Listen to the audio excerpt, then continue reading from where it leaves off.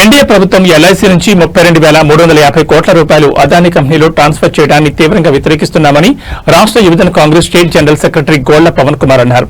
అదానీ తన ఆస్తుల కంటే 20% ఎక్కువగా అప్పుల్లో ఉన్న అదానీ కంపెనీకి పేదల ప్రజాధనాన్ని ఎలా ఇస్తారని ప్రశ్నించారు. మోడీ ప్రధానమంత్రిగా ప్రమాణ స్వీకారం చేసినప్పటి నుంచి ఇప్పటి వరకు అంబానీ వంటి కొంతమంది మిత్రులకు మాత్రమే ఆయన ప్రధానిగా వ్యవహరిస్తున్నారని, సామాన్య ప్రజలను పట్టించుకోవడం లేదని వ్యాఖ్యానించారు. గోళ్ల పవన్ కుమార్ యువజన కాంగ్రెస్ స్టేట్ జనరల్ సెక్రటరీ. మన గత 2 రోజులుగా వినిపిస్తుందల్లా ఒకటే, అదానీ అదానీ అదానీ. ఈ 2014 కాదు 2025 వరకు స్టిల్ ఎన్డీఏ గవర్నమెంట్ అధికారంలోకి వచ్చిన కాదండి అదానీ అంబానీ ఈ 2 పేర్లు ముఖ్యంగా వినపడుతూ ఉన్నాయి.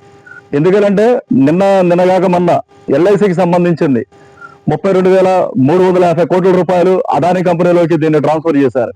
మేము అడిగేదల్లా ఒకటే, అతనికి ఉన్న ప్రాపర్టీ కంటే ఇంకా 20% అప్పుల్లో ఉన్న తన కంపెనీకి మీరు ఏ విధంగా పేదల సొమ్ముని ట్రాన్స్ఫర్ చేశారని చెప్పి మేము అడుగుతున్నాం.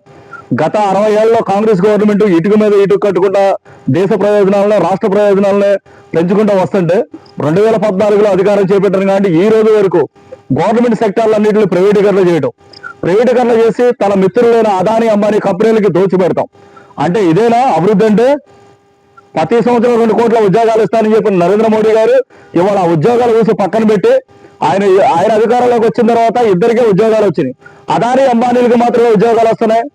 అలాగే నరేంద్ర మోడీ అధికారంలోకి వచ్చిన తర్వాత 2014 కానివ్వండి, 2019 కానివ్వండి, 2024లో కానివ్వండి అధికారంలోకి వచ్చిన తర్వాత అమిత్ షా కొడుకుని తీసుకెళ్ళామో బీసీసీఐలో సెక్రటరీ గాను, తర్వాత కొంతమంది మిత్రులకు మాత్రమే ఈయన ప్రధానిగా వ్యవహరిస్తున్నాడు. అంటే రాష్ట్ర ప్రయోజనాలను, దేశ ప్రయోజనాల మొత్తాన్ని బట్లో కలుపుతున్నాడు.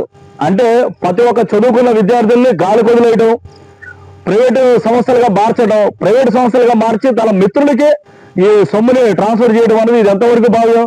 అంటే మీకు ప్రజలు ఓట్లేసి గెలిపిస్తే ప్రజల సొమ్ముతో దేశాలు పారిపోయే విలాసాలు చేసే వాళ్ళ కంపెనీలకి మీరు డబ్బులు ట్రాన్స్ఫర్ చేస్తున్నారంటే పేద ప్రజల్ని రోడ్ల మీద నుంచోబెడతామే. జిఎస్టీ పేరుతో మొన్నదాకా ప్రజలు టిప్పు చేశారు, మళ్ళీ వాళ్ళ ఎల్ఐసి డబ్బులు గారు తీసుకెళ్లి అదానీ కంపెనీలోకి ఇచ్చారంటే అర్థం ఏంటి? అంటే పేద ప్రజలు దాచుకునే డబ్బులు కూడా మీరు ప్రైవేట్ వ్యక్తులు చేతిలో పెడుతున్నారు అనమాట.